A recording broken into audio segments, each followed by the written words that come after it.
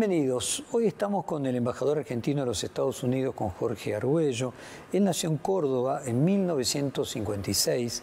Cursó sus estudios secundarios en el Rochester Community High School en Indiana, Estados Unidos, graduándose en 1974. Luego regresó a la Argentina. Aquí estudió Derecho en la Universidad de Buenos Aires y tiempo después realizó una maestría en Administración de Asuntos Públicos en la Universidad de San Andrés.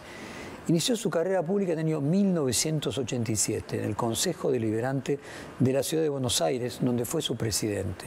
Fue designado diputado nacional en dos oportunidades, la primera durante la presidencia de Carlos Menem en el año 1991 y la segunda durante la presidencia de Néstor Kirchner en el año 2003.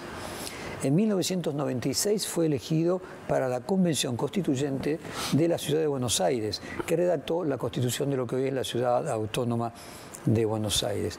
Mientras fue diputado nacional, también ocupó los cargos de presidente de la Comisión de Relaciones Exteriores y presidente del Observatorio Parlamentario en la cuestión de Malvinas. Fue también presidente del Comité de Descolonización en las Naciones Unidas en el año 2008 y presidente del Grupo de los 77 más China durante el año 2011. En 2018 fue secretario de Estado para la cuestión de Malvinas en la provincia de Tierra del Fuego.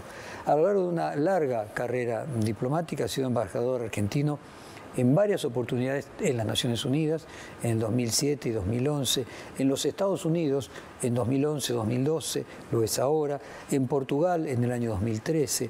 En el año 2014 creó la Fundación Embajada Abierta, que es un centro de relaciones internacionales y políticas públicas. También es miembro consejero del Consejo Argentino para Relaciones Internacionales, más conocido por su acrónimo de CARI.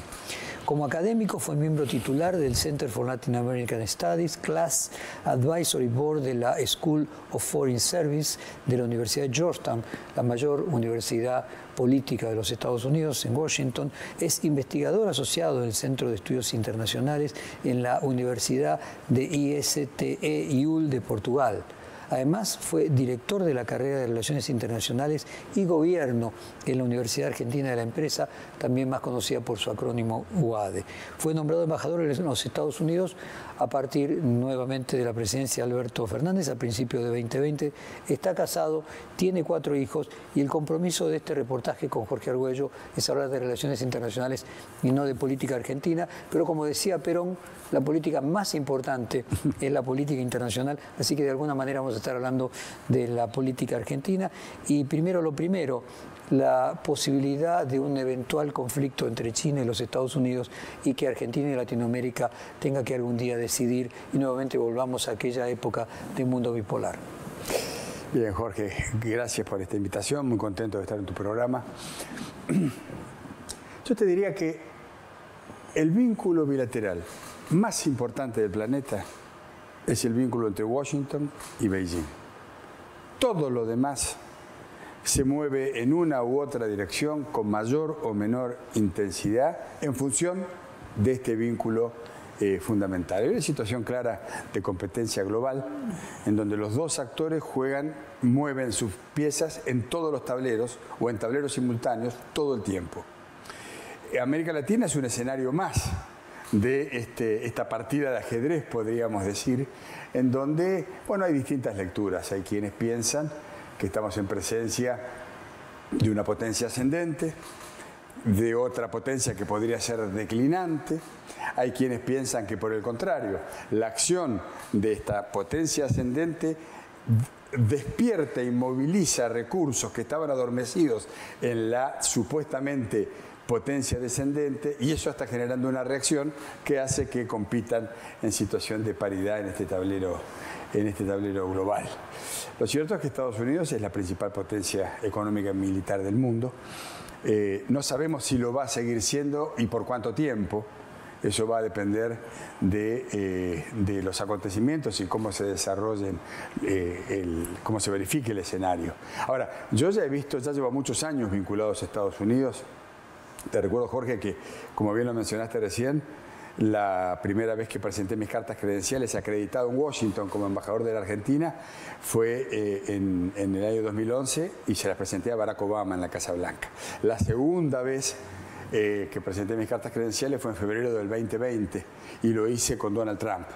Ahora estoy ejerciendo mis funciones bajo la administración de Joe Biden. Yo he visto entonces moverse ese país, si bien presenté mis cartas credenciales en el 2011 por primera vez, lo cierto es que yo vivo en Estados Unidos desde el 2007. Porque primero fuiste embajador en las Naciones Unidas. Tuve 5 años como embajador de la República ante las Naciones Unidas en Nueva York. Así que desde esa situación he visto muchos cambios y he visto también cómo avanzó el proceso de grieta, podríamos decir, de la sociedad norteamericana.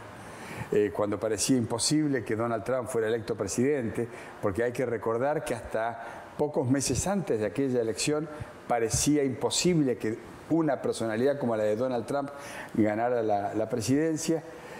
Yo publiqué un libro que se llama Historia Urgente de los Estados Unidos, que se publicó unos 8 meses antes del triunfo electoral de Biden, y probablemente la única virtud que el libro tenga fue la de haber predecido la posibilidad cierta de que Trump se impusiera en esas elecciones. ¿Por qué?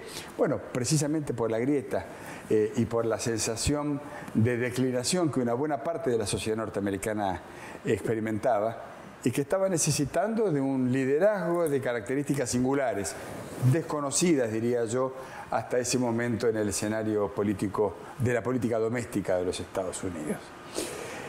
Como te decía, yo presenté mis cartas credenciales con Trump, pero un año después llegó Joe Biden al gobierno de los Estados Unidos. El primer año de mi gestión fue un año positivo.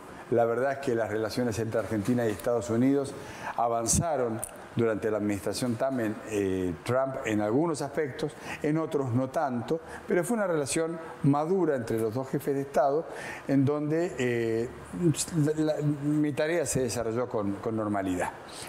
Todo se potenció un poco con la llegada de Biden a la Casa Blanca. Ahí encontramos rápidamente una sintonía hasta personal, te diría, entre los dos jefes de Estado. Comenzaron a multiplicarse las visitas bilaterales de Argentina a Estados Unidos, de Estados Unidos a la Argentina. Yo creo que voy a batir en este segundo mandato en Washington el récord de la cantidad de ministros del Poder Ejecutivo que visitan Washington. Y esto me parece que es importante porque estamos, tengo que decirlo, en un buen momento de la relación bilateral. Y lo digo con la cierta autoridad que supone haber sido protagonista de uno de los peores momentos de la relación bilateral.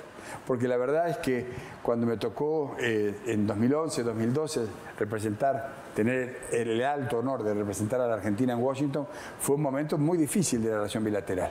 Estaba en la presidencia de los Estados Unidos Barack Obama, en la Argentina Cristina Fernández de Kirchner.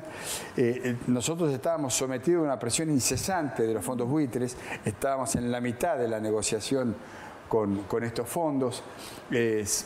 Yo recuerdo que se publicaban solicitadas en contra de la Argentina, en contra de la embajada, inclusive en los principales medios de comunicación. Había un acoso permanente que tenía que ver con debilitar la posición de la Argentina en esa negociación. Pero a la vez había una cantidad de pronunciamientos de los tribunales del Banco Mundial, del CIADI, que venían sistemáticamente fallando en contra de la Argentina, y esto enrarecía más todavía el aire, el ambiente. No se pudo lograr una reunión bilateral entre la presidenta de la Argentina y el presidente de los Estados Unidos. En fin, recuerdo esa época de mi vida con mucho agobio, ¿no? De ahí pasamos a este estadio. Por eso digo, la relación entre Argentina y Estados Unidos es muy positiva. Estamos bien, hay mucho intercambio, hay mucha consulta, hay mucha cooperación, hay algunas diferencias, hay mucha complementación. Y eso se puede ver no solamente en lo que hace estrictamente la relación bilateral, sino también en los foros multilaterales. Así que así estamos. Este sería el cuadro de... ¿Y la posibilidad de que algún día escale la competencia entre China y Estados Unidos y pueda desembocar en una guerra? Recordás aquellas previsiones de que todas las potencias emergentes terminaron disputando militarmente el liderazgo con la potencia preexistente. ¿Le asignás alguna chance? Pocas. Yo veo pocas chances. Yo tengo bastante actividad en el campo internacional, no solamente porque estoy en Washington representando a la Argentina, sino porque además soy el Sherpa del presidente Fernández en el G20. Antes de ayer estuve almorzando en la Embajada China con el embajador de China en la Argentina, y por la tarde tuve una muy fructífera reunión con Mark Stanley en la Embajada de los Estados Unidos. Yo no vislumbro un escenario bélico, pero sí un escenario de disputa. Cuando una potencia está ascendente y la otra está viendo qué pasa con su destino, se exacerba la competencia, por ejemplo, por los recursos naturales. Entonces sí veo una competencia, como decía recién, que se verifica en todos los tableros o en muchos tableros en simultáneo, pero no visualizo un escenario bélico. Jorge, el mundo bipolar que vivimos hasta la caída del muro de Berlín, para América Latina tuvo consecuencias severas. De hecho, la idea del continente perdido, de que nunca logró desarrollarse, esa tensión entre China y Estados Unidos, ¿esta vez sería beneficiosa para los países de Sudamérica o podría repetir la misma situación que a mediados del siglo pasado tuvo la Guerra Fría? Podría serlo. En inglés uno diría if. Sí, los países de la región son capaces de coordinar una acción política, si los países de la región son capaces de establecer prioridades compartidas y son capaces de llevar adelante una relación, digamos, con las principales potencias. A ver, Jorge, yo en Estados Unidos yo visito 2 veces por semana el Congreso. Normalmente voy una vez a la Cámara Baja, una vez a la Cámara Alta, cada semana. Y tengo permanentemente diálogo con los legisladores. Y a la vez con lo que sería el gabinete, la administración, también tengo todas las semanas reuniones, sea que los recibo en la embajada, sea que voy a verlos yo. Casi siempre aparece la preocupación china, el desembarco chino en la América Latina, en general, en la Argentina en particular, cuando estamos conversando. Ahora, yo trato de explicarles que a esa acción hay que contraponer otra acción equivalente. El principal inversor de la Argentina, y lo ha sido en los últimos 100 años, es Estados Unidos, considerando los países individualmente. Ahora, uno de nuestros principales compradores es China. Y yo les vengo diciendo a mis interlocutores en Washington, ojo que el comprador va a devenir el inversor. Y entonces van a ver debilitada su posición. Por lo tanto, tiene que haber una actitud y efectividades conducentes para concretar una potenciación del vínculo económico entre los Estados Unidos y la región, los países de la región. O sea, concretamente, que si América Latina lograse unirse, podría salir beneficiada de esta bipolaridad. Sin lugar a dudas. A ver, hablaste de los recursos naturales. Argentina integra el G20. Cuando uno hace el análisis de Producto Bruto, población, Argentina no está entre los 20 principales países del planeta. Integró el G20 por una perspectiva de lo que podría aportar Argentina en recursos naturales en el futuro, por un reconocimiento de la importancia que podría tener como fuente de alimentación de gran parte de la población asiática. ¿Qué importancia tienen hoy, respecto a aquel momento, hace 25 años, creciente, las materias primas, el litio, el cobre, inclusive las exportaciones agroalimenticias, en ese caso no para países como Estados Unidos, que somos competitivos, pero sí respecto de los minerales? Yo te diría que son determinantes, y yo lo estoy viendo en las negociaciones. Yo estoy permanentemente atendiendo las negociaciones del G20. Es más, la semana que viene voy a estar en la India, en la segunda cumbre de Sherpas preparatoria de la cumbre de jefes de Estado y de Gobierno que se va a hacer en el mes de septiembre en la India. Yo creo que hay un rol creciente de las economías emergentes en particular, by the way, proveedoras de materias primas, un rol creciente en el sistema de toma de decisiones del G20. El G20 fue creado en el año 1999 a nivel de ministros de finanzas y presidentes o gobernadores de los bancos centrales. Y fue creado en 1999, fíjate, al final de la década del 90, una década caracterizada por la explosión el estallido de crisis financieras en la periferia. Los tigres asiáticos, Brasil, México, Rusia, Turquía, Argentina. Entonces, como consecuencia de esa década, el G7 toma una decisión que dice: incorporemos a los productores de las crisis de la periferia, porque esas crisis periféricas van a terminar llegando al centro. Y entonces se conforma el G20 como una suerte de sistema de prevención que no afectara, digamos, a los países centrales. Ahora, ¿qué pasó? 10 años después, en el año 2008, 2007-2008, la crisis estalló no en la periferia, sino en el corazón del sistema. Estalló en Wall Street. Yo estaba en Nueva York ya destinado. Yo participé de la primera reunión, la primera cumbre de jefes de Estado y de Gobierno que convocó George W. Bush en Washington en noviembre del año 2008. Desde entonces hasta hoy, yo siento que hay una consolidación del espacio del mundo emergente. Al comienzo del G20, la agenda estaba marcada casi exclusivamente por los intereses del G7. Hoy vemos que la situación ha ido evolucionando, hay un nivel de coordinación muy superior. Te recuerdo que América Latina tiene 3 países expresados en el G20, que son México, Brasil y la Argentina. Volvemos a tu pregunta, es indispensable que México, Brasil y la Argentina coordinen para después coordinar en el ámbito de las economías emergentes para que nuestra voz sea escuchada y forme parte del consenso del G20. En eso estamos trabajando. Yo te cuento que en los últimos 3 años, a partir de la cumbre de Sherpas, la primera cumbre de Sherpas en Italia, se ha establecido una modalidad de trabajo por medio de la cual, cuando se reúnen los 20 Sherpas, la noche previa al primer día de reunión, en la sede de la Embajada Argentina se hace una reunión de los Sherpas de las economías emergentes. ¿Coordinamos mucho? Coordinamos lo posible, pero estamos en proceso de coordinación creciente. Y eso me parece a mí que es interesante. Y ese es uno de los motivos que me tiene ahora en Buenos Aires. Desde la Fundación Embajada Abierta estamos presentando precisamente una película documental que muestra la evolución de las economías emergentes dentro del sistema de toma de decisiones del G20.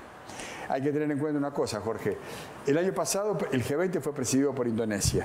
Este año lo es por la India. El año que viene será Brasil. El año siguiente será Sudáfrica. Es decir, hay un rol ahí. No es solamente la sucesión rutinaria de la presidencia, sino que hay un rol que las economías emergentes tienen que jugar.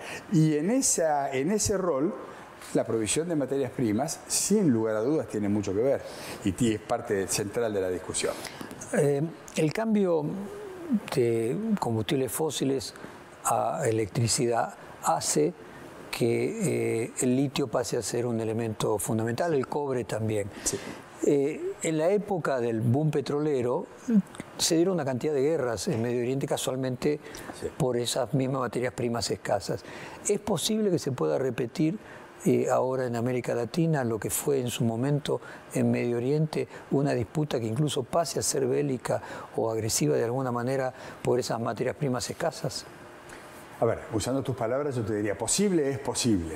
Probable. No probable, pero sí creo que hay una durísima competencia por los recursos. Eso sin lugar a dudas es así.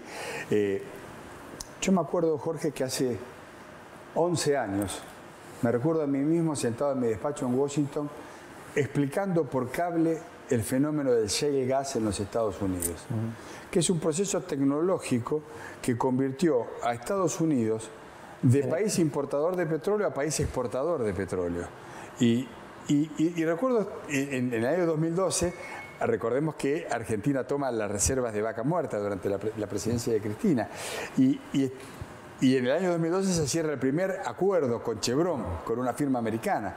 A partir de ahí, yo siento que Estados Unidos, que es verdad, podríamos decir que produce y exporta lo mismo que nosotros, está necesitando de la provisión del gas, sobre todo licuefaccionado, el gas argentino, de vaca muerta, porque no va a dar abasto para proveer Europa. Europa ha decidido cambiar definitivamente su matriz energética. Entonces, por seguro, aunque la guerra de Ucrania terminara pronto, seguramente Rusia no va a volver a ser el proveedor del 40% del gas que Europa utiliza. De manera tal que yo siento que para la Argentina se abre un gran escenario en la medida que seamos capaces no solamente de extraer el gas y el petróleo de Vaca Muerta, sino que seamos capaces de trasladarlo y convertirlo para poder ser exportado. Algo similar pasa con el litio.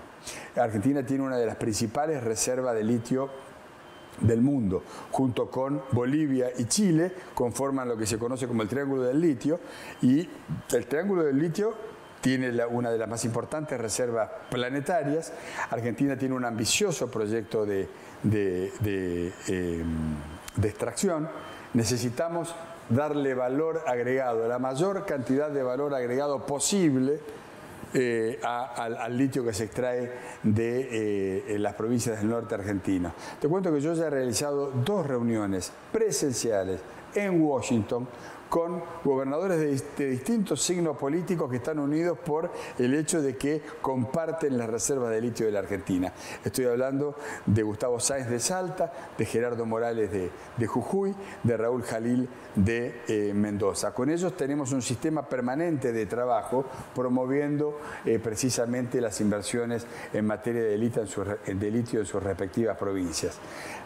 Una cosa para destacar, Argentina es el principal proveedor de litio de los Estados Unidos y de modo creciente está proveyendo de litio a China y a Europa. Así que yo creo que ahí tenemos un segundo gran escenario que debemos utilizar rápidamente, tanto en lo que se refiere al gas como al litio. ¿Por qué? Porque el desarrollo tecnológico avanza rápidamente y yo no sé si dentro de 10 años el litio va a tener la importancia estratégica que tiene hoy. Y yo no sé si se va a seguir usando gas dentro de 10 años o 15. Porque, bueno, va a depender de las circunstancias. La guerra de Ucrania ha determinado que, y la pandemia, han determinado que Europa, por ejemplo, vuelva al carbón y vuelva al gas, que el gas estaba siendo dejado gradualmente de lado. Así que lo que creo es que la Argentina tiene que reaccionar rápidamente y rápidamente poner en valor estos dos capitales que tiene, que son precisamente el gas y el petróleo y el litio. Mencionaste que la última cumbre del G20 en Bali, se habló hasta de la troika de los emergentes. Por primera vez, sí. Los emergentes fueron los que conducieron, marcás ahora sí. Nuevamente que la de India va a continuar en esa misma línea. ¿Qué representa en ese sentido los BRICS y la invitación a que Argentina integre los BRICS? Una posibilidad importante. India ha sido la candidatura argentina a la incorporación a los BRICS, ha sido una iniciativa de la India que está siendo acompañada por el resto de los actores. No te sorprendas que antes que termine este año Argentina esté ya en el proceso de incorporación a las economías BRICS. Para nosotros va a ser muy importante porque va a ampliar nuestras posibilidades.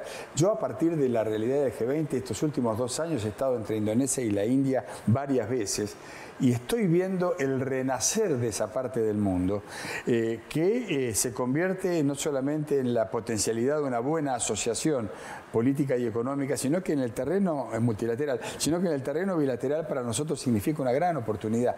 Pensá, Jorge, que este año la India va a superar en población a la China, va a superar, y hay una situación de una cierta competencia por el liderazgo de las economías emergentes entre India y China.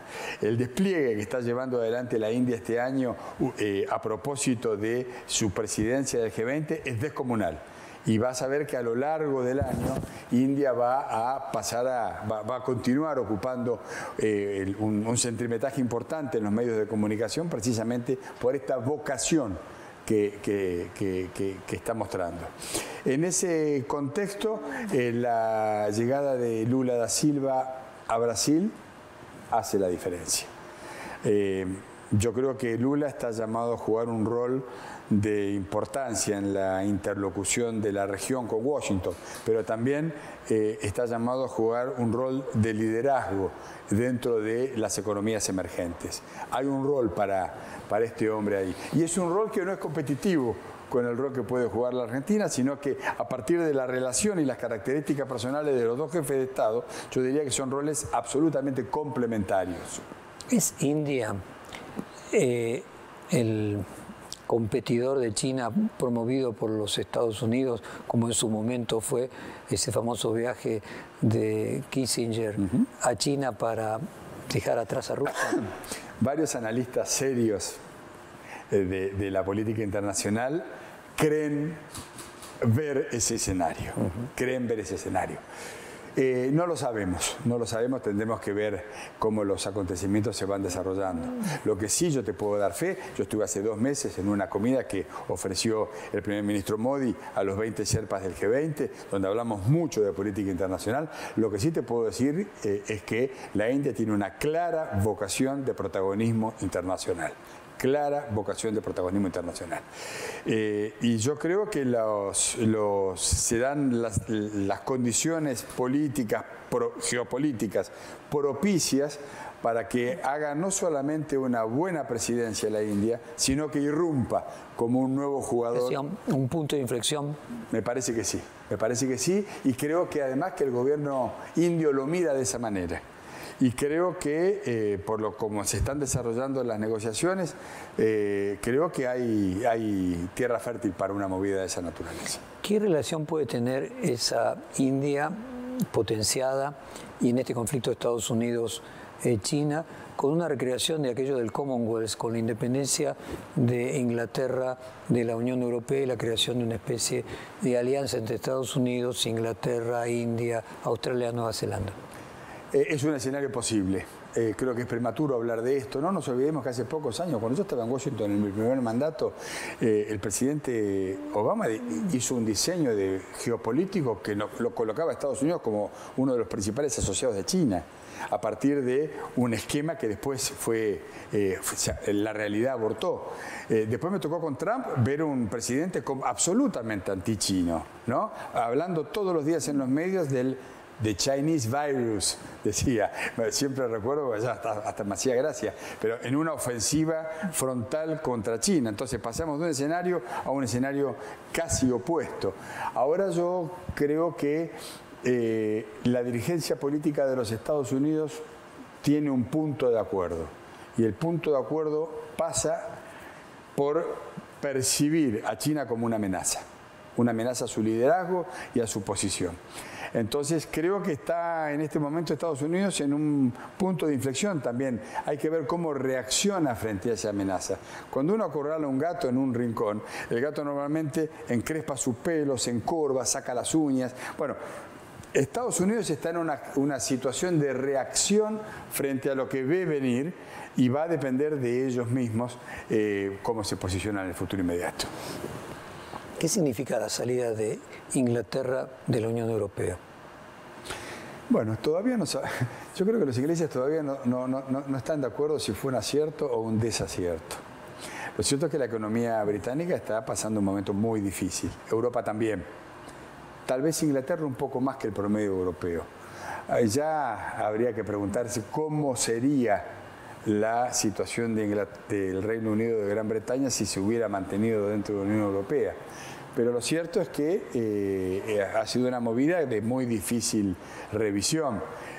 Hay un debate dentro de Inglaterra con relación al acierto o no de esta medida. Me parece que hay que dejar que pase un poco más de tiempo para tener una fotografía más clara. Pero lo cierto es que vivimos, los ingleses, los europeos, los chinos, los americanos, los sudamericanos, estamos navegando en aguas inciertas, en aguas desconocidas, y estamos navegando sin brújula. Por lo tanto, la brújula habrá que construirla a medida que avanza la navegación. Y hay que navegar. Mira, mi paso por Europa, por Portugal, me quedó grabada una frase que usaban los viejos navegantes portugueses, que decía, es una frase en latín, que dice, navigare necesse est, vivire non est necesse. Es decir, avanzar es lo importante, no vivir, lo importante es avanzar, es navegar. Bueno, yo siento que en este momento debemos navegar en aguas desconocidas. Caetano lo convirtió en canción eso. ¿Cómo? Caetano convirtió eso en canción. Hay una, claro, que lo parafrasea parecido, ¿no? Sí, yo lo he escuchado. Pero es una frase importante porque nosotros ahora estamos en un momento de... ya no tenemos las certezas del siglo XX. Este siglo es un siglo atravesado por incertezas. No sé si existe la palabra en español. Pero es bien portuguesa, sí, bien portuguesa. Absorbida del portugués. Pero, y me gusta, ¿no? La incertidumbre. Esta etapa está asignada por la incertidumbre. La verdad, yo tengo una hija de 13 años y no me puedo imaginar cómo va a ser el mundo cuando mi hija tenga, no mi edad, cuando mi hija tenga 40 años, 50 años. Jorge, mencionabas Europa, Inglaterra, la crisis que está viviendo hoy Europa y el que está viviendo Inglaterra. El águila bicéfala rusa marca la idea de que Rusia tiene una cara mirando al oriente y otra a occidente. Hay una rusa europea y hay una rusa asiática. Parte de la guerra que hay hoy en Ucrania, ¿cuánto tiene que ver con el deseo de Rusia de encontrar su lugar en el mundo, de ser aceptado primero por Europa y que es rechazado por Europa y finalmente quedar en un no lugar con China? Yo tiendo a pensar que esta guerra va a significar el abandono de la idea de la Rusia europea. Creo que va a dejar secuelas, no sé cómo va a terminar la guerra, pero creo que va a dejar secuelas, si no definitivas, casi definitivas. El liderazgo de Putin y la memoria imperial de Rusia los han colocado en esta posición de alta incertidumbre, porque la verdad que yo entiendo que Rusia pensó que iba a ser una guerra rápida y corta, con un final previsible.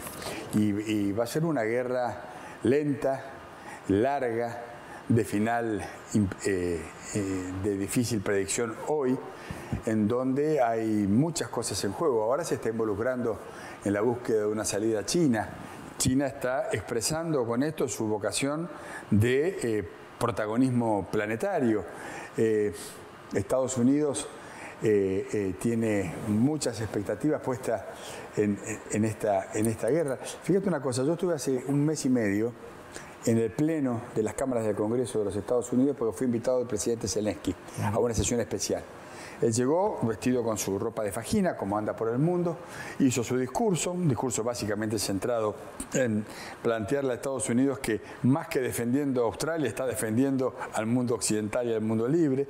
De alguna manera le sugirió a los Estados Unidos, ustedes no están gastando, ustedes están invirtiendo. En su propia defensa. Exactamente.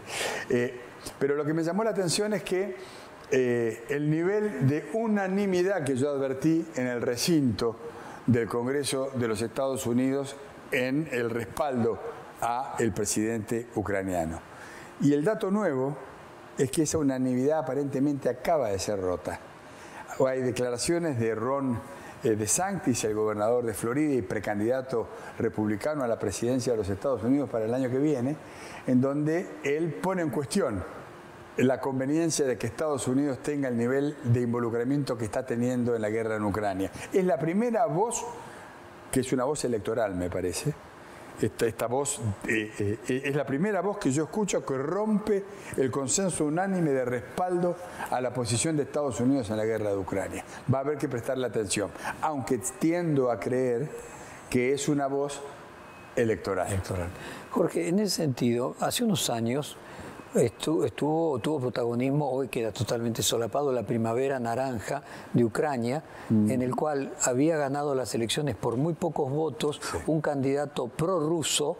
Finalmente hubo una serie de manifestaciones, se volvió a llamar a las elecciones y terminó ganando un candidato proeuropeo.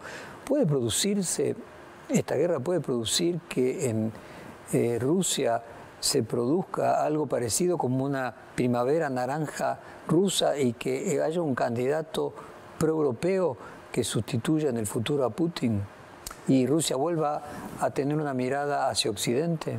De nuevo, posible es posible. va a depender de cómo evolucione la guerra, porque ahí lo que estamos hablando es la continuidad o no continuidad de Putin. al frente del Kremlin. Y de una actitud de los rusos, hay ser pro-occidentales o sentirse asiáticos. Yo recuerdo una vez en el puerto más al extremo del Pacífico de Rusia y se sienten europeos, no se sienten asiáticos. Sí, claro, sí, claro. Yo creo que eso va a tener que ver con la evolución de la guerra, pero yo diría que sí. Se podría decir, los rusos se sienten europeos, pero los europeos no los sienten europeos. Y este es el conflicto existente. Algo parecido le pasa a los turcos, ¿no? También. Sí, es así. Ahora, hay que tener en cuenta también una cosa, un dato nuevo, ¿no? La Unión Europea ya no es aquella jugadora que nosotros vimos hasta hace una década atrás. Hay una pérdida de espacio relativo, de incidencia en el devenir de la geopolítica. Yo insisto y vuelvo a lo primero que te dije. El principal vínculo bilateral del mundo está entre China y los Estados Unidos. Y el resto de los actores, e incluso la guerra en Ucrania, depende de cómo articulen estos dos protagonistas principales. ¿Y Rusia va a aceptar ser segunda de alguien, de que haya esa polaridad y ella tenga que alinearse en alguno de los dos sectores? No lo sabemos, no lo sabemos. Es un final abierto. Jorge, ¿qué significa este renacimiento de la OTAN, que era una institución que estaba casi cayendo en desuso, que nació, vamos a recordar, como una oposición al Pacto de Varsovia? O sea, una vez caída la ex Unión Soviética, la OTAN progresivamente parecía que cada vez tenía menos futuro. Sin embargo, la OTAN, yo creo que por falta de visión estratégica, terminó siendo uno de los disparadores de la invasión rusa a Ucrania. De vuelta, volvemos a la imagen del gato acorralado. Saca las uñas, encorva el cuerpo, se le paran los pelos y se coloca en actitud de defensa. Yo creo que el déficit en la gobernanza global y la pérdida de espacio de los esquemas multilaterales han generado una situación de fragilidad que permitió la invasión rusa a Ucrania, con todas las consecuencias que la guerra en Ucrania supone para todos los jugadores. Nuevamente aquella frase es: enemigo que huye, puente de oro. O sea que acorralar al enemigo termina siendo contraproducente. Cierto. ¿Qué significa para Malvinas el hecho de que Inglaterra no integre la Unión Europea? ¿Hubiera sido distinta la situación en aquella guerra de 1982 si hubiéramos tenido Europa, no sé, neutral, no digo de nuestro lado? Probablemente. El Reino Unido ha dejado de integrar la Unión Europea, pero integra la OTAN. Y la verdad es que se lo recordaba hace unos días en un debate público que estoy teniendo, el único debate público que estoy teniendo, y a pesar mío, con la presidenta de la Comisión de Asuntos Hemisféricos, es decir, de la comisión que se ocupa de América Latina de la Cámara Baja del Congreso de los Estados Unidos. Yo le recordaba, por unas declaraciones imprudentes que esta mujer realizó en su país respecto de la Argentina, ella hablaba de la base china, refiriéndose a la base, al centro de observación del espacio profundo que China tiene en la provincia de Neuquén, y sobre lo cual podemos hablar si querés. Yo le recordaba que no hay ninguna presencia militar de ninguna potencia extrarregional en la Argentina, salvo la base británica en las Islas Malvinas, en el territorio usurpado de las Islas Malvinas. Ella hacía referencia a este centro, este observatorio que está en la provincia de Neuquén, y que mereció una discusión pública con cartas públicas precisamente, que no es lo que ha caracterizado mi gestión. Yo solamente 2 veces di respuestas públicas a declaraciones que produjeron dirigentes estadounidenses. Una fue con imprudentes e innecesarias declaraciones de Marco Rubio, el senador, y otra fue hace un par de semanas con la representante Salazar, representante del Estado de Florida. Decías que podemos hablar del observatorio chino en... Sí. Es una... ¿Y por qué le genera a los Estados Unidos la idea de que finalmente tienen objetivos militares? Desde que llegué a Estados Unidos, te decía que tengo mucha asiduidad tanto en la administración como en el Congreso. Los visito permanentemente y siempre me aparecía, producto de esta contradicción principal, me aparecía la base militar, digámoslo entre comillas, china en la Patagonia. Hace 1 año y medio yo tomé una decisión. Viajaba a la Argentina. Esto no lo he comentado públicamente. Viajaba a la Argentina y lo llamé al ministro de Ciencia y Tecnología, a Daniel Filmus. Y le dije, Daniel, ¿por qué no organizás una visita tuya a Estados Unidos? A Neuquén, a la llamada base china, y vos haces una visita pública y yo voy con vos, pero de modo discreto. Yo quería tener la autoridad de haber visitado el Centro de Observación Espacial, quería hacer lo que hice, que fue abrir todas las puertas que comunican salones y las puertas de los escritorios. Abrí todas las puertas, filmé, saqué fotografías, hablé con los actores chinos y argentinos que trabajan en este centro, porque quería tener la autoridad de que cuando se armara una discusión, si se armaba, decirles la verdad. Yo estuve en el lugar y yo puedo dar testimonio claro de lo que vi. Y en realidad lo que vi es como te decía recién, un centro de observación del espacio profundo de características prácticamente iguales al que la Unión Europea tiene, prácticamente iguales en la provincia de Mendoza, en la localidad de Malargüe. Y entonces, si son prácticamente iguales, ¿por qué hay tanto ruido con la presencia china y hay menos ruido y no hay ruido con la europea? Bueno, porque es China.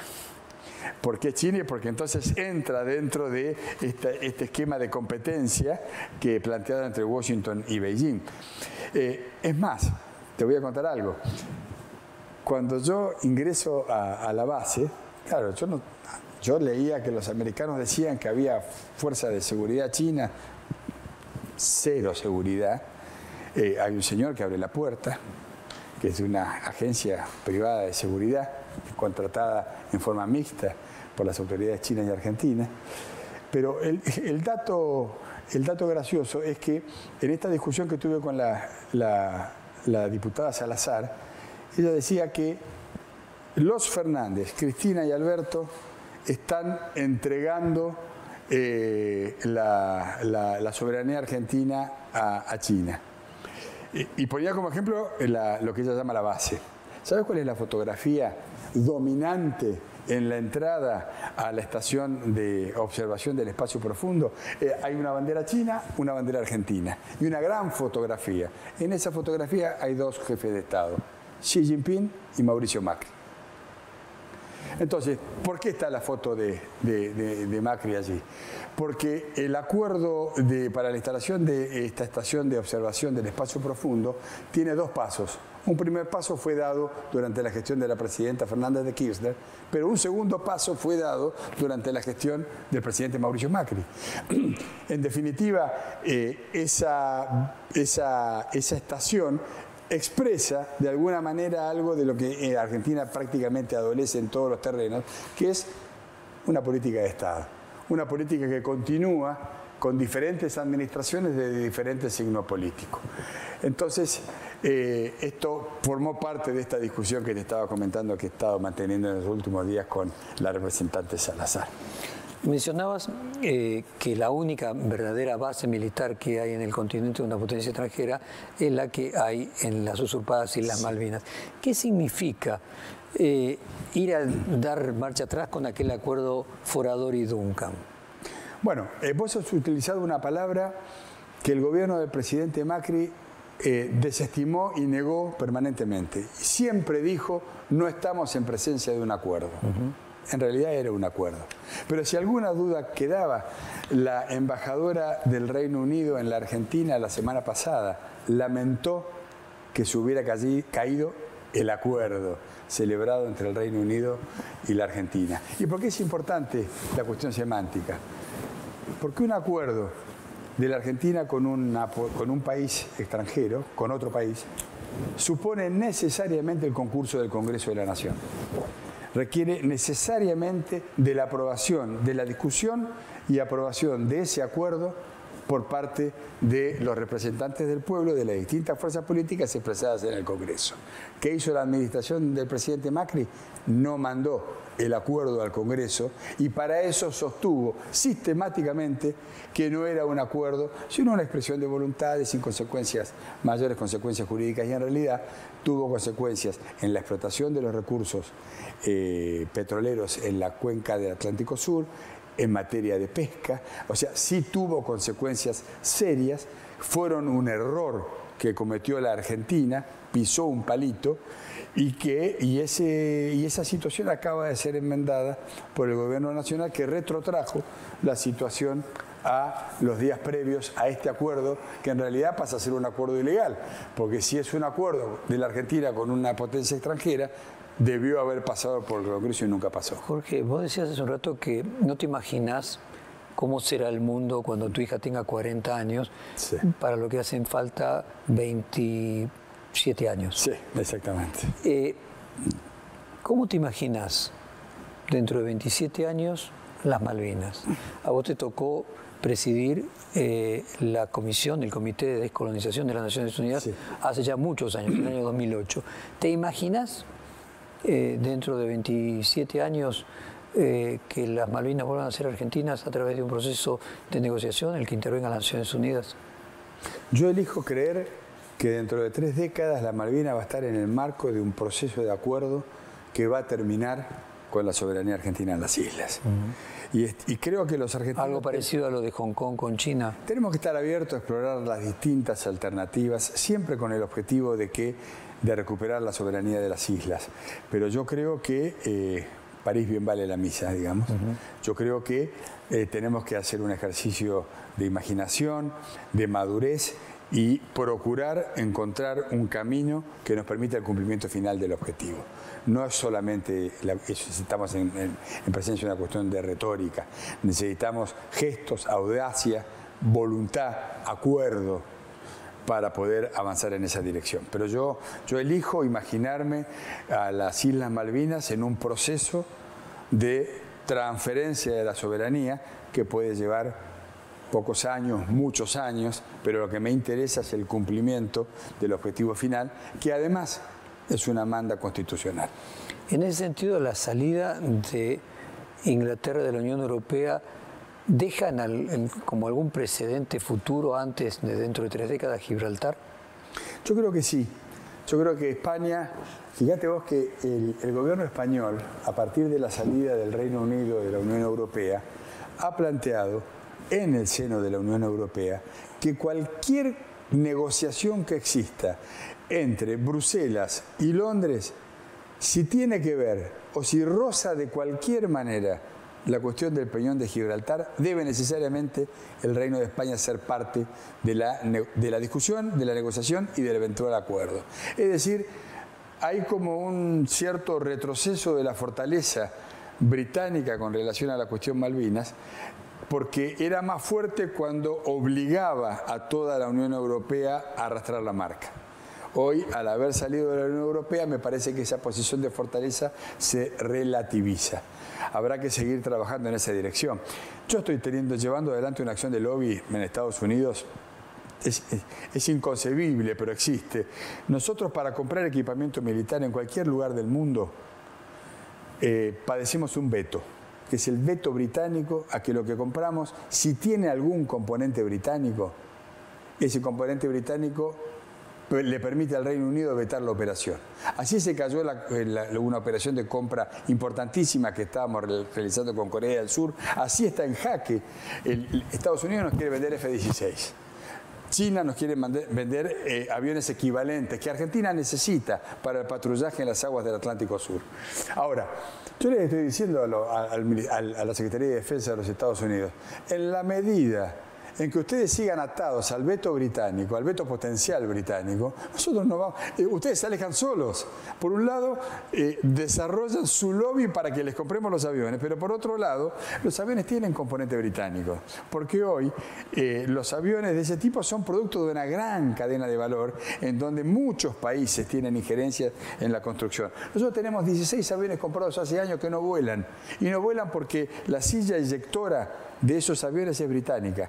En general, las sillas eyectoras de la mayoría de los aviones militares del mundo son de origen británico. Entonces se da el absurdo de que compramos aviones que no podemos volar porque tienen un componente británico y están inhibidos. No los podemos reemplazar, está vencido el plazo de vida útil del sillón eyector y nosotros no podemos mandar a volar un piloto que no se puede eyectar, llegado el caso. Así que fíjate vos la importancia que tiene. Yo estoy negociando en nombre del gobierno argentino con la Secretaría de Defensa y con el Congreso la eliminación, la retirada de Estados Unidos de este acuerdo que le permite al Reino Unido de Gran Bretaña vetar la adquisición de material militar que tenga algún componente británico. En ese sentido, ¿qué importancia tiene también la llegada de Lula al poder en Brasil y la posibilidad de generar un triángulo entre estos tres países latinoamericanos en el G20? Sí, bueno, es muy importante. Mira, en dos oportunidades el G20 fue presidido por países de América Latina. En el año 2012 presidió México y se hizo la cumbre de jefes de Estado y de Gobierno en la ciudad de Los Cabos, México. La segunda oportunidad fue en el año 2018 y la sede y la presidencia eran argentinas. En las dos oportunidades, los países de América Latina llegaron a la cumbre que se hacía en su región sin tener ningún tipo de acuerdo propio, previo.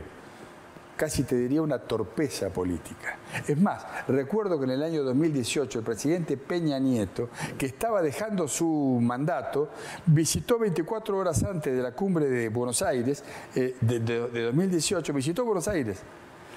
Y en la agenda de los tópicos que abordaron los dos presidentes, el G20 que se reunía mañana no apareció.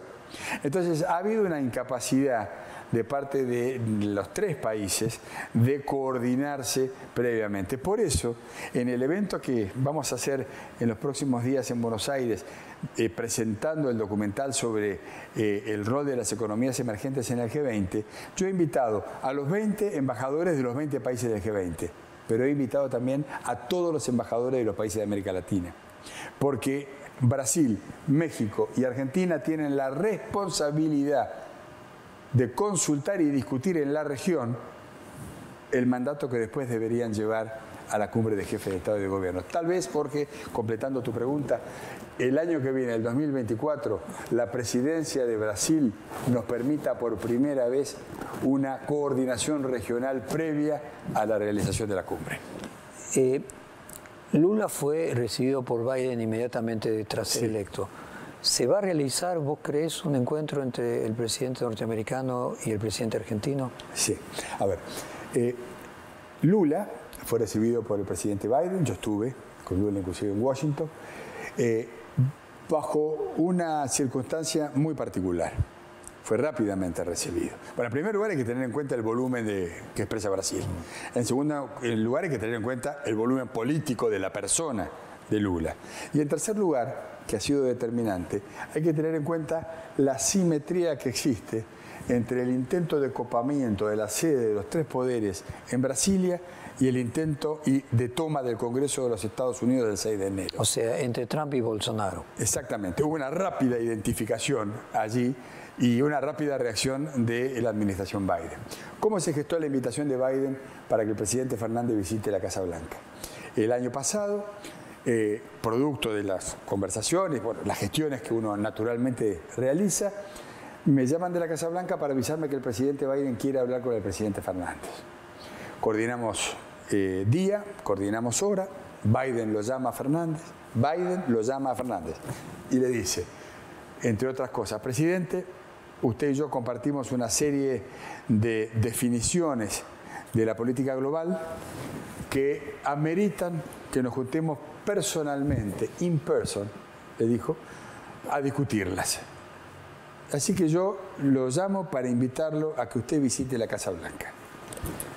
Nuestros embajadores se ocuparán de los detalles y efectivamente Fernández aceptó la invitación y nos ocupamos de los detalles. Y pusimos fecha, una fecha cierta, con la mala suerte de que la noche previa al arribo del vuelo presidencial que llevaba Fernández a Washington, yo ya tenía en Washington la avanzada de seguridad y la avanzada de protocolo de la presidencia argentina. Me llaman cerca de la medianoche para avisarme que el presidente Biden había contraído COVID. Se levanta la visita, pasan algunas semanas, se fija nueva fecha y el presidente Biden se volvió a contagiar COVID. Todo el mundo sabe y recuerda que toda la agenda presidencial fue 2 veces suspendida en los Estados Unidos porque 2 veces, con semanas de diferencia, Biden se contagió. A partir de allí se profundizó la situación de la guerra en Ucrania. Biden tiene una situación particular que lentifica su gestión en los Estados Unidos. Es una situación de paridad en las cámaras, que se ha visto exacerbada a partir de las elecciones del pasado noviembre. Ahora el Partido Demócrata ha perdido la mayoría en la Cámara Baja, retiene la mayoría condicionada en la Cámara Alta y está obligado a una negociación permanente. Recién mencionábamos a la India y la potencialidad que la India tiene de convertirse en un aliado principal de Estados Unidos. Bueno, el embajador designado por el presidente Biden, que es el ex alcalde de Los Ángeles, hace 2 años que está esperando el acuerdo del Senado para poder asumir la representación de los Estados Unidos en la India, en este potencial aliado principal de los Estados Unidos, según muchos análisis. ¿Qué quiero decir con esto?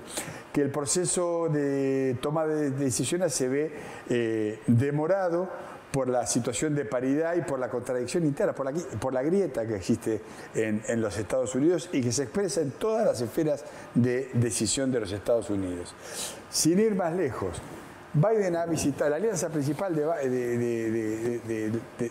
Washington en la región, es el acuerdo de América del Norte. Esto quiere decir Estados Unidos, México y Canadá. México fue visitado por Biden una vez por 4 horas. Y Canadá todavía no fue. A Canadá todavía no fue. Si la pregunta es, ¿se va a realizar la visita? Sí, la visita no ha sido suspendida. No ha sido suspendida. Así que calculo yo que en las semanas por venir habrá novedades. No quiero seguir hablando del tema porque la verdad que ya van 2 veces que estaba armada, con lugar, con fecha, con día, con hora, y las circunstancias lo complican. ¿Puede hacer que no se realice el hecho de que en la Argentina hay cambio de gobierno este año y que al mismo tiempo el propio Biden el año próximo hay elecciones en los Estados Unidos? Sí, las elecciones influyen. Yo calculo, yo he visto la excelente entrevista que le hiciste al Papa en las últimas horas. He visto un Papa que insinúa la posibilidad cierta de visitar la Argentina después de las elecciones. Eso que vale para el Papa jefe de Estado, para Francisco jefe del Estado Vaticano, vale para otros jefes de Estado. Así que yo creo que la visita de Alberto a Washington tendrá que hacerse pronto, porque a medida que avance el cronograma electoral va a ser crecientemente difícil. Y hablemos del cronograma electoral propio de los Estados Unidos. ¿Qué posibilidades ves de un retorno de Trump a la presidencia de los Estados Unidos? Yo no debería opinar sobre esto, no voy a opinar sobre esto, pero sí tengo que decir que objetivamente las encuestas no están favoreciendo un retorno de Trump a la Casa Blanca, aunque las encuestas están marcando una presencia política importantísima en el escenario político de la política doméstica de los Estados Unidos. Eso está claro. Mira, hay un escenario en Washington que a mí siempre me gusta participar y siempre participo, que es de la apertura de las sesiones ordinarias, cuando el presidente de los Estados Unidos se presenta ante el pleno de las 2 cámaras para pronunciar lo que se conoce como el discurso sobre el Estado de la Unión. Yo he estado en el discurso sobre el Estado de la Unión con Obama, he estado con Trump, he estado con Biden. El último discurso sobre el Estado de la Unión de Biden, claro, yo ya llevo 3 años en Washington, o sea que voy avanzando en el orden de prelación, me estoy convirtiendo en uno de los veteranos en este segundo mandato. Eso, ¿por qué lo comento? Porque a medida que uno es más veterano, sube en el orden de prelación, se sienta más adelante en el recinto. En el último discurso sobre el Estado de la Unión, yo estaba a 4 metros de Biden. Es más, casi podía leer el prompter en el que leía el discurso. La verdad es que yo vi un discurso de un presidente que se salía de lo que tenía escrito, vi un presidente protagonizando la política. no voy a decir un presidente candidato porque no corresponde que lo diga, pero yo vi un presidente en actitud pronunciando ese discurso. Muchos analistas en Estados Unidos dicen que si Trump se presenta, Biden se presenta y le gana. O sea, pongamos un escenario. Escenario número 1. Donald Trump se postula por el Partido Republicano. Es muy probable en ese caso, según dicen los analistas americanos, que Biden en ese caso se presente, porque seguro le gana. Así lo marca la unanimidad de las encuestas. El tema es si no se presenta Trump, ¿quién va a ser el candidato demócrata? Kamala Harris está preparada para ese rol. Hay varios gobernadores demócratas que aspiran a ese rol. Hay un presidente que yo no lo veo cesando en la actitud de liderazgo. Así que me parece que hay que esperar un poquito y ver cómo evoluciona la situación. Mencionabas la grieta varias veces y evidentemente Trump es un emergente de eso. Y quería preguntarte, pero después de una pausa comercial de unos minutos, ¿cuánto de esa grieta se parece a la Argentina? ¿Cuánto tienen que ver los medios norteamericanos, especialmente la Fox, en la creación de esa grieta y en ese, podríamos decir, crecimiento, emergencia inesperada de Trump? Pero volvemos en 2 minutos. Con mucho gusto.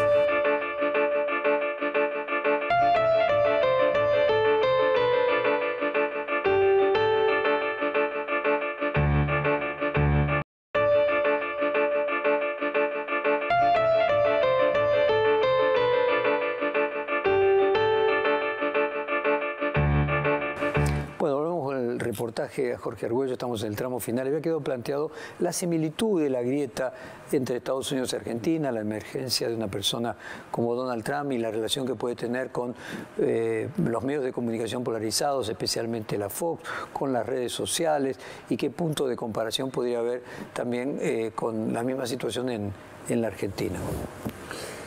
Donald Trump no es el que provoca la grieta, sino que es un producto de la grieta de la sociedad norteamericana. Una sociedad que está en un proceso de transformación y de revisión profundo. Yo te diría más, hay como 2 Estados Unidos. Un Estados Unidos de las costas, de las grandes urbes, y otro Estados Unidos de los estados de adentro. Y uno cuando viaja lo percibe epidérmicamente. Entonces, los medios de comunicación, yo no me animaría a decir que han provocado la grieta. Creo que los medios de comunicación también expresan ese proceso que está atravesando la sociedad norteamericana, que no es muy distinto del que están atravesando diversas sociedades, sobre todo el mundo occidental. Si uno pone el televisor y ve Fox, ve un país. Si cambia y ve CNN, ve otro país. Y el nivel de agravios y de descalificaciones que escucha en un canal respecto del otro es terrible. No es muy distinto de lo que vemos en algunos canales en la Argentina. Por lo tanto, si los argentinos creemos que la grieta que somos los campeones mundiales de la grieta, lamento decepcionarlos y decirles que hay otros países mucho más importantes que el nuestro, mucho más estables que el nuestro, que nos están compitiendo seriamente para quedarse ellos con la Copa del Mundo en materia de grieta. Porque estamos llegando al final del reportaje y me gustaría un mensaje tuyo para eventuales gobiernos de otro signo, en función de estabilidad de ciertas políticas de Estado, la negociación, por ejemplo, con el Fondo Monetario Internacional, una reflexión tuya sobre aquellas cuestiones que tendrían, en función de lo que acabamos de decir, trascender la grieta. Yo creo que hay una sola manera de trascender la grieta, hay una sola manera de volver a poner de pie a la Argentina, una sola, pero no hay una sola, que es construir la autoridad capaz de hacer una convocatoria transversal a los distintos actores de la política. Esto que es fácil de decir y tan difícil de realizar es lo que va a definir al próximo estadista que tenga la Argentina, sea hombre, sea mujer. Porque hasta ahora la mayoría de los actores políticos han padecido y se han beneficiado de la grieta. y la grieta solo arruina las posibilidades de la Argentina. Por lo tanto, ojalá, yo la verdad que esta es una expectativa que vengo teniendo como muchos argentinos en cada recambio presidencial, ojalá se den las condiciones políticas propicias para una convocatoria que permita establecer el diseño de un plan de trabajo que contenga políticas de Estado, es decir, políticas permanentes que no muden en función de un cronograma electoral o de una gestión, sino que atraviesen las gestiones y que nos permitan entonces, con continuidad y voluntad política, ir cumpliendo los objetivos nacionales. De lo contrario, yo veo muy complicada la situación en la Argentina. Casi que no tenemos alternativa. Y yo siento que de a poco nuestra sociedad se está haciendo la idea de la necesidad de construir, no solamente de acompañar ese discurso, sino de generar las condiciones políticas propicias. Yo quiero y elijo trabajar en lo que me queda de vida para construir un escenario de convergencia nacional. A ver, una hipótesis. El sistema bipartidista lleva naturalmente a un negocio suma cero, lo que gana uno lo pierde el otro y alienta un sistema de competencia agonal lo más beligerante posible.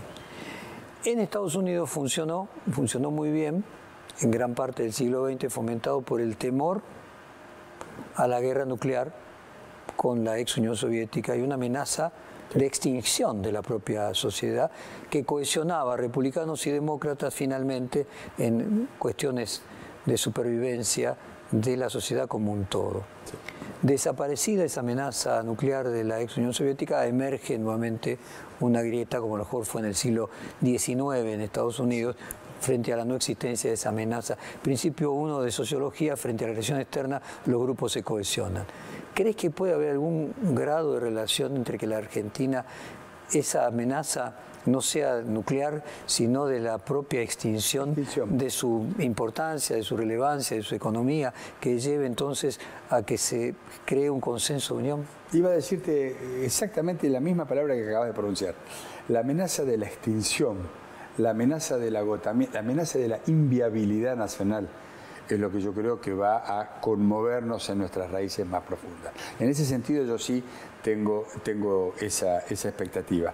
Trabajemos para eso, porque eso es la única posibilidad que yo vislumbro como salida de este laberinto decadente por el cual nuestro país está inmerso. Jorge Argüello, muchísimas gracias por esta interesante hora. Un fuerte abrazo para vos y para toda tu familia. Yo soy el que agradece. Muchas gracias, Jorge.